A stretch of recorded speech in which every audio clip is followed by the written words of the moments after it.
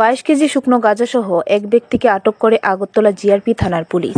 Agartala GRP থানার OC Tapas Das জানান, Agartala rail station থেকে গাঁজাসহ বিহার রাজ্যের বাসিন্দা বীর বিকাশ বিক্রমকে আটক করা হয়েছে। তার কাছ থেকে উদ্ধার হয়েছে 22 কেজি শুকনো গাঁজা। তার বিরুদ্ধে আগরতলা জিআরপি থানায় এনডিপিএস অ্যাক্টে মামলা রুজু করা হয়েছে। তিনি আরও জানান, আগরতলা রেল স্টেশন থেকে শুক্রবার গাঁজা উদ্ধারের পাশাপাশি বেশ কিছু ফেন্সিডিলও উদ্ধার হয়েছে। তবে এই ফেন্সিডিলের সাথে কাউকে পাওয়া যায়নি।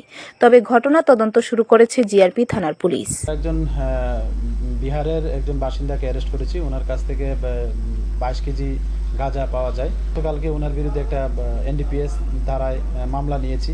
তো আজকে ওনাকে আমাদের মহামান্য আদালতে প্রেরণ করছি পুলিশ রিমান্ড চেয়ে।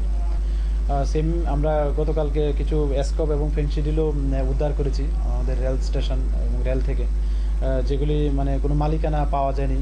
তো যদিও আমরা কালকে এটার ইনকোয়ারি স্টার্ট করে দিয়েছি যে এটার পিছনে কে যুক্ত আছে বা কে সে এগুলার অবৈধ জিনিসগুলার মালিক, তো এগুলো আমরা দেখছি খতিয়ে।